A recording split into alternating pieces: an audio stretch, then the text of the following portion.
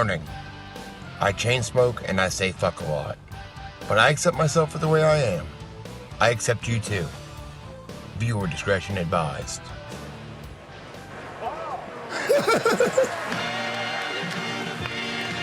Dr. Anthony Fauci. It's the mask. Take the mask off. You can't breathe. C60 in oil is a powerful antioxidant that moves through the body like a magnet to attract and neutralize free radicals. Gotta get rid of those radicals. C60 can slow down aging and reduce cell damage. It can also improve the immune system and reduce inflammation naturally. Not bad. If you're interested, check out my link in the description. Nutty. Oh my God. He has no mask on. Oh yeah, he knows they don't work. But there's no reason to be walking around with a mask. When you're in the middle of an outbreak, wearing a mask might make people feel a little bit better, and it might even block a droplet, but it's not providing the perfect protection that people think that it is.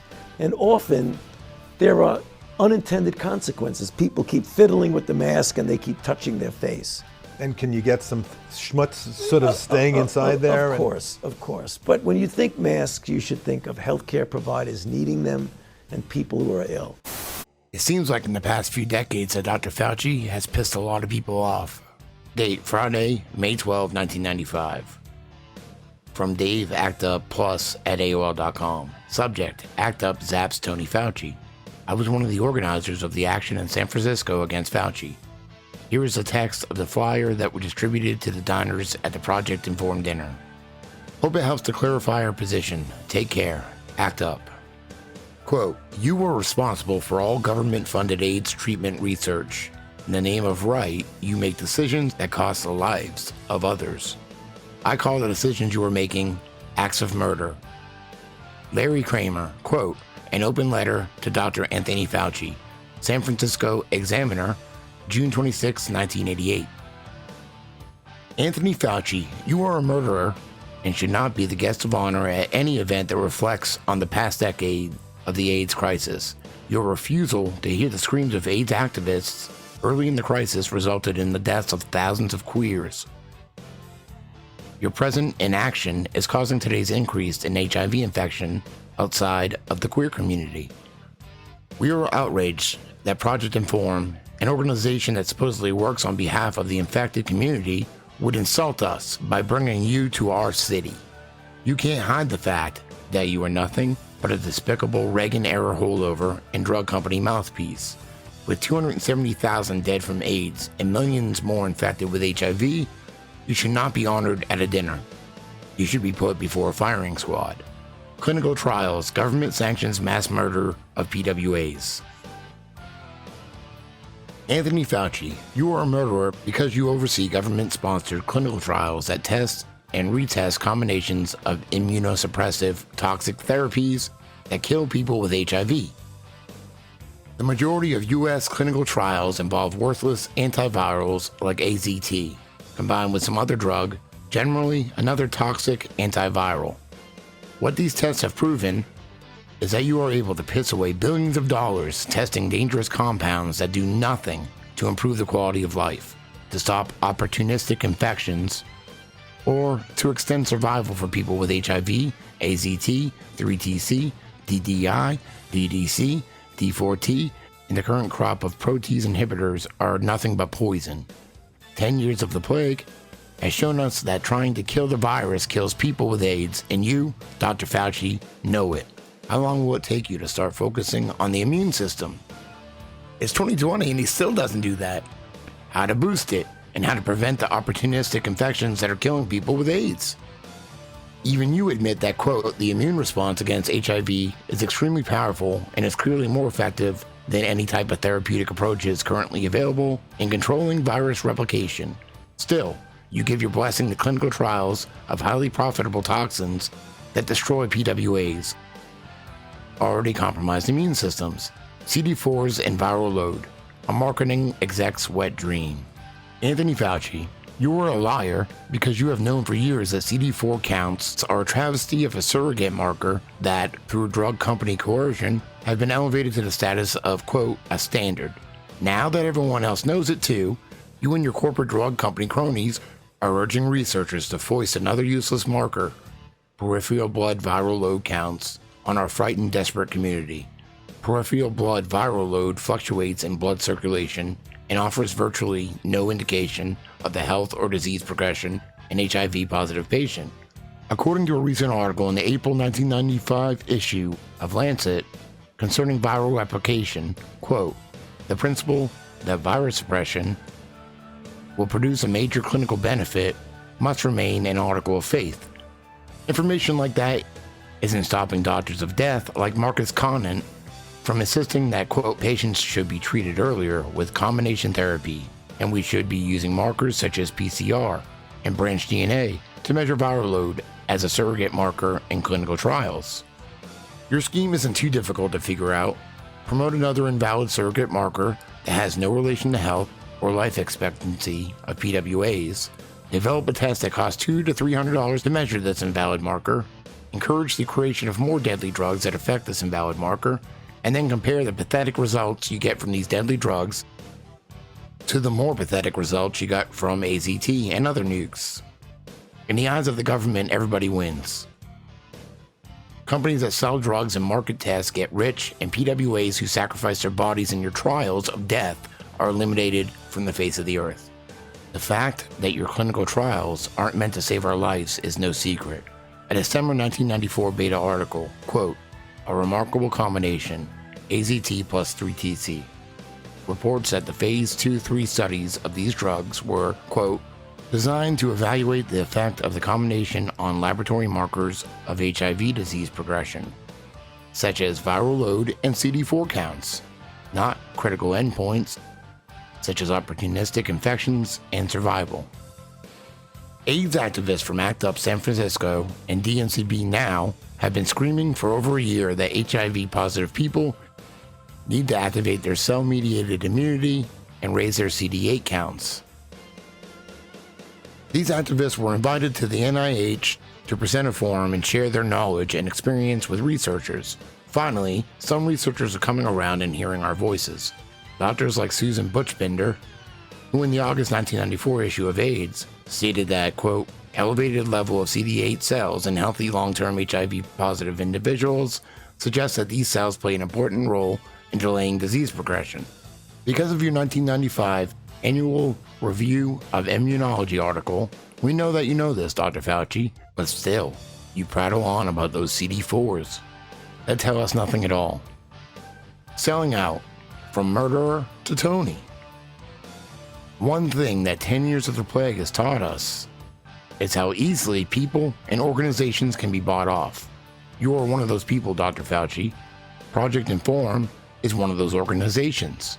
During this time of crisis, you are complacent, part of a government bureaucracy that values thriving pharmaceutical company entrepreneurism over the health of people with HIV.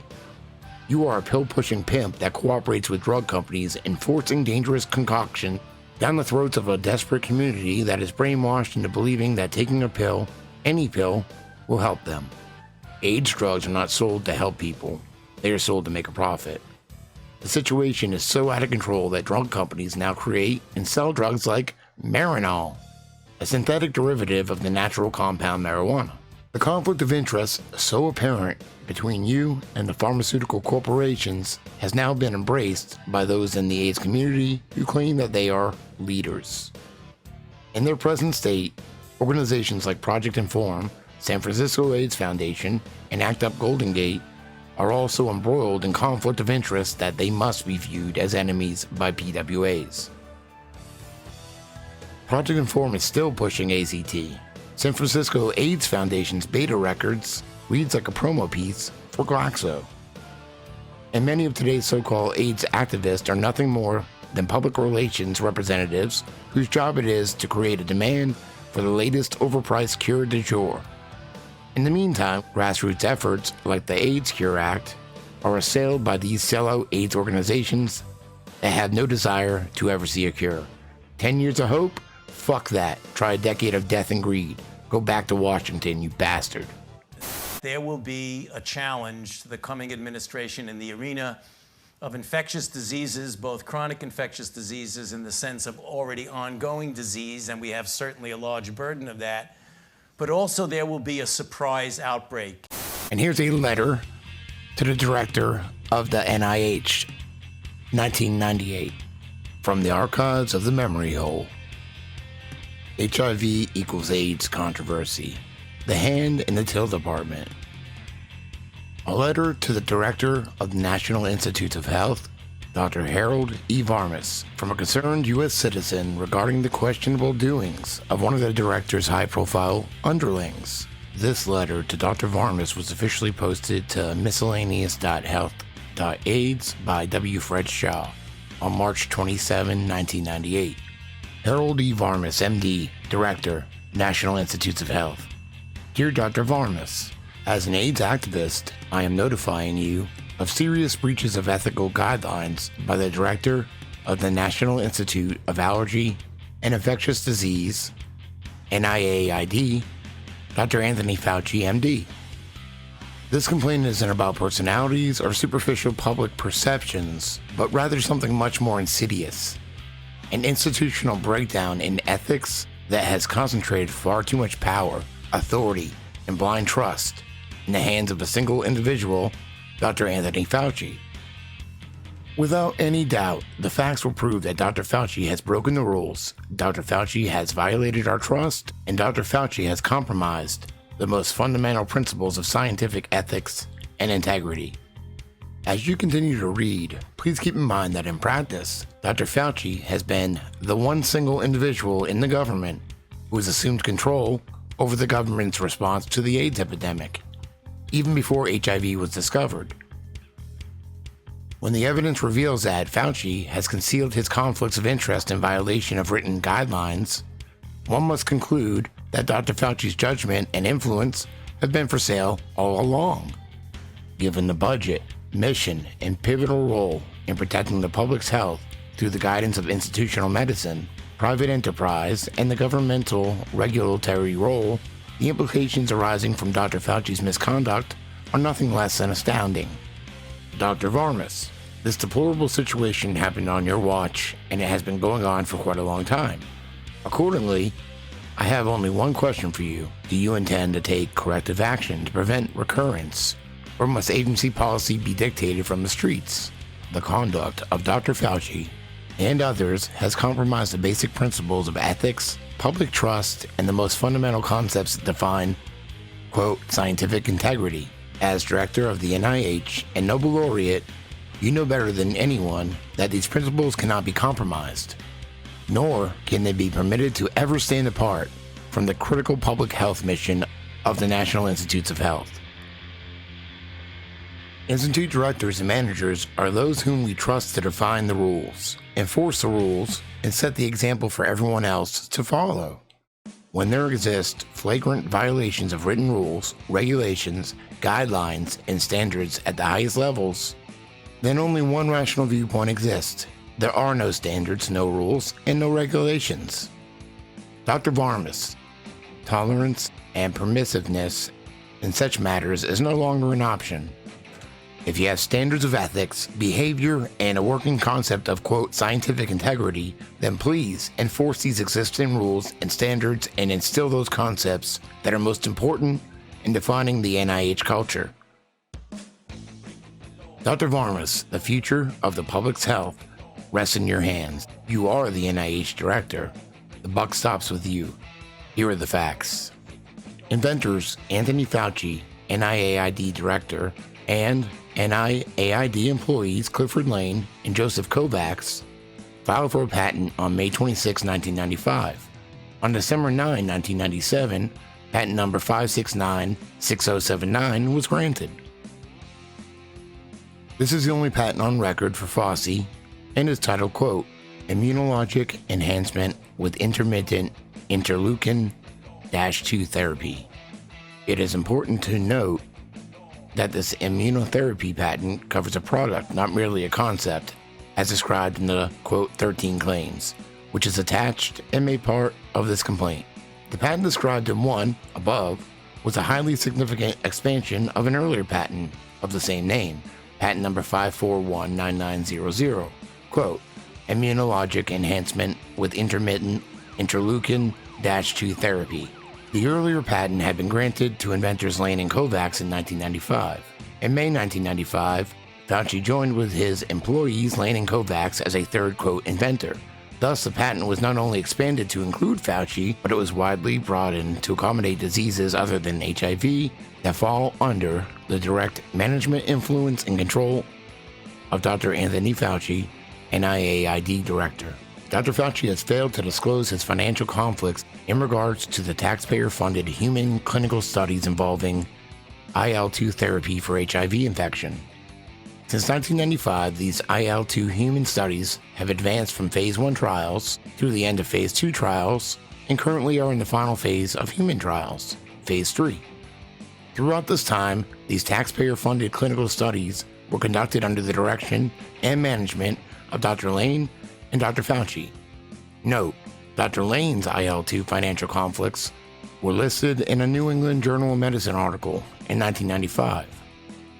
It was also disclosed that Dr. Lane, NIAID clinical director, was a member of the board of directors for Chiron Corporation, the manufacturer of IL-2. Dr. Fauci has failed to disclose his conflicts of interest regarding IL-2 therapy in any of many pertinent publications freely available to the public from the NIH/NIAID internet website. Fauci discusses immune therapy and IL-2 therapy in many of these publications that fail to report his financial interest in the IL-2 product. Dr. Fauci has failed to disclose his conflicts of interest regarding IL-2 therapy in any of the peer-reviewed biomedical journal articles which list Fauci as a senior author, in which there appears commentary regarding immunotherapies, including IL-2. As an example, in a journal article concerning IL-2 immunotherapy, which lists Dr. Fauci as a senior author, there is no disclosure regarding Dr. Fauci's financial interest in the subject matter, despite the fact that Fauci filed the IL-2 patent application only 6 months earlier. Dr. Fauci has failed to disclose his conflicts of interest in regarding IL-2 therapy in any of his public presentations in which he spoke of immunotherapies, including IL-2. This includes Dr. Fauci's presentation at the International AIDS conferences, in which he discussed almost exclusively immunotherapeutics, including IL-2. Dr. Fauci's deplorable conduct represents a perversion of ethical standards for which he, as director of NIAID, establishes the example for others to follow. Fauci's unacceptable behavior illustrates a breakdown in the ability of the NIH to please its own, in this particular case, an institute director. Perhaps congressional intervention to forbid all conflicts of interest among NIH employees is long overdue. These public servants cannot serve two masters at the same time. W. Fred Shaw, AIDS activist. Yesterday, July 27, 2020, a bunch of frontline doctors held a conference in which they stated, from experience, that this combination of drugs, hydroxychloroquine plus zinc and something else, is a cure for COVID. And they are being censored more than ever. You can barely find it anywhere. Promoting the effectiveness of hydroxychloroquine, we know the FDA has recommended against emergency use. Right. Right, exactly. And I go along with the FDA. The overwhelming prevailing clinical trials that have looked at the efficacy of hydroxychloroquine have indicated that it is not effective in coronavirus disease. And I'm sure it's just another coinky dink, but did you know that Fauci's wife, Christine Grady, her father, John H. Grady, graduated from Yale in 1948, the same year that George H.W. Bush graduated from Yale? What are the chances he was in the Skull and Bones too? For all we know, Fauci's father-in-law could have been whacking off in a coffin with George H.W. Bush. Gross. Fucking stoned.